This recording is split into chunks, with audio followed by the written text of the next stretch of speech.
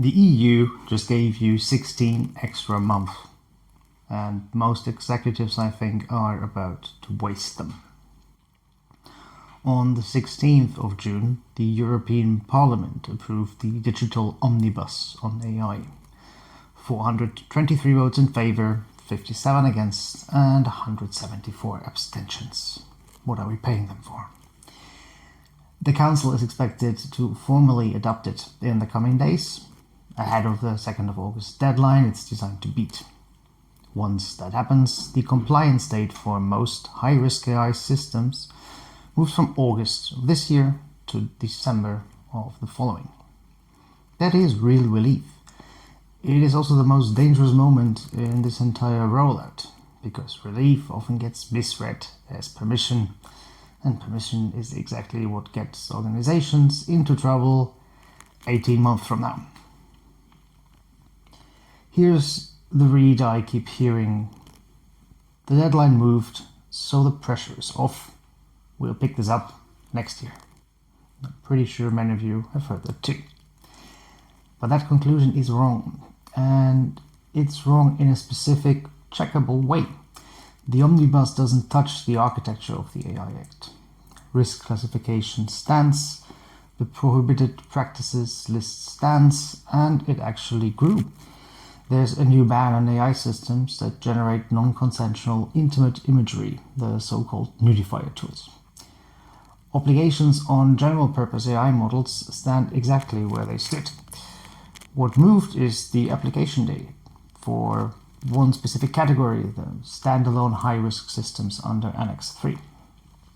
Recruitment tools, performance management, task allocation, the systems that touch people's jobs and livelihoods.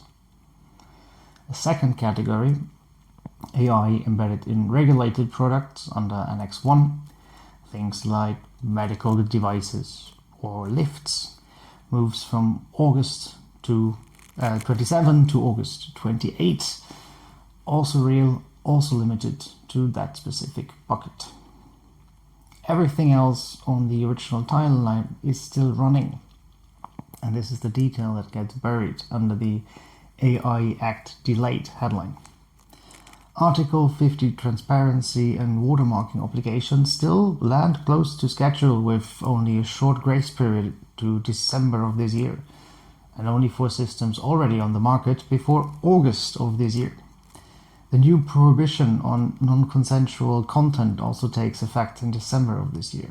Registration in the EU's public database for high-risk systems, which the Commission originally wanted to soften, got reinstated by the Parliament. None of that moved 16 months. Some of it didn't move at all, and one deadline actually came in earlier than the Commission's own original proposal. So the honest version of what happened is this. The EU bought you time on documentation and third-party conformity assessment for one category of system, because the standard bodies and the national competent authorities weren't ready either. It did not buy you time on having a governance posture. Those are two different obligations, and the gap between them is where I see most organizations about to get it wrong. I'll give you the pattern, not a name, because I'm seeing it across a lot of different regulated mid-market organizations right now, not just one specific company.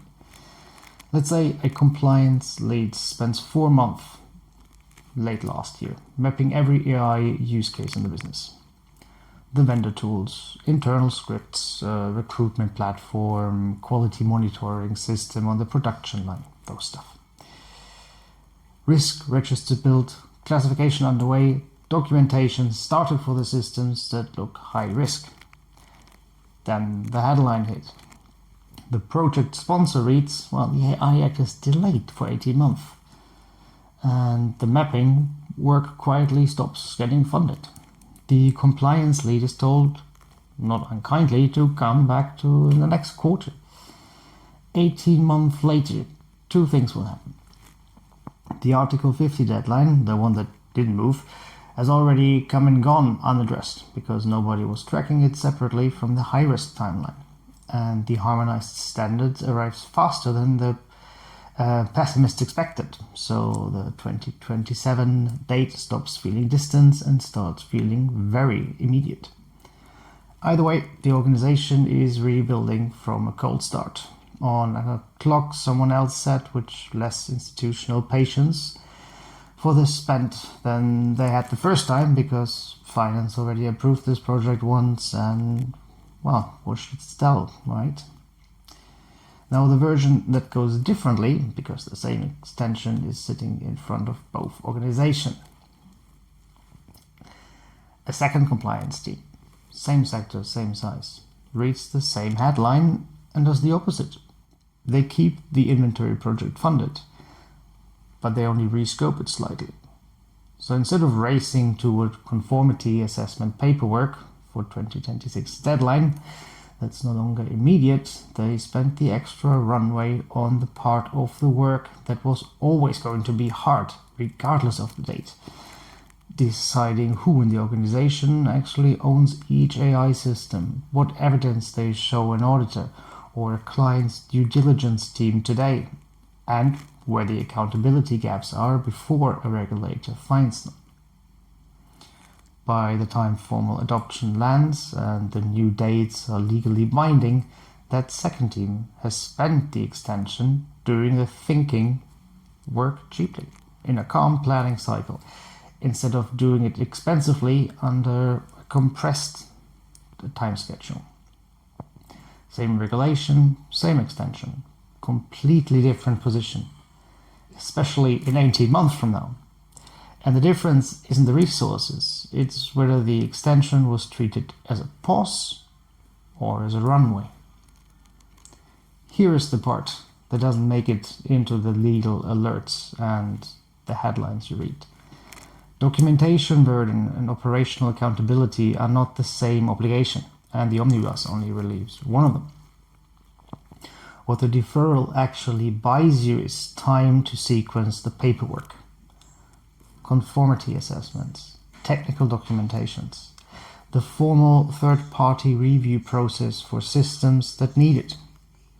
That's a real and welcome concession, because a lot of that infrastructure genuinely wasn't ready on the EU's own side, and that's why they postponed it. What it does not buy you is a pause on the question every regulator, every auditor, and increasingly every client's procurement questionnaire is going to ask. Who is accountable for what? This, automated system designs. And can you show your work? That question isn't a clause in the AI Act with a date attached. It's the operating assumption underneath the whole regulation, and it doesn't move when the paperwork deadline moves. Building that accountability into how you actually run AI projects is cheaper now, while the deadline pressure is low, and you can do it deliberately, than it will be in 2027 and a compressed timeline in front of a board asking why nothing got built during the extension everyone was given. If you want a concrete test for your own organization, can you currently name for every AI system in active use who owns it, what decision it influences, and what you hand an auditor tomorrow if asked? If the honest answer is no, the deadline moving doesn't change the answer. It just changes how much time you have left to make it a yes. So here's the villain in this story. And it's not the EU, it's not the regulation. It's the executive who treats a move deadline as a closed file, who hears extended and files AI governance under later. When later is exactly when the standards land, the audit starts, and every competitor who used the breathing room to build a real inventory and a real accountability model is sitting 2 years ahead with documentation that was built calmly instead of in a scramble. The organizations that come out of this well aren't the ones who waited for the date to get close. They are the ones who used the extension as what it actually is, a longer runway, not a cancelled flight. So here's the question I'd put to anyone running a regulated business right now. If your AI governance work stopped the moment you heard the deadline moved, ask yourself what exactly you'd stop doing if it moved again tomorrow. And whether 18 months from now, you regret having stopped.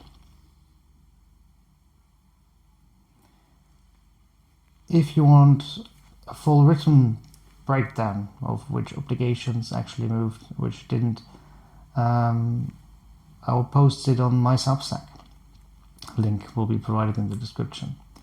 And if this is the kind of thing you want more of, then feel free to subscribe. You can also find me on LinkedIn and buy me a coffee. Thank you for watching, and I'll see you in the next one.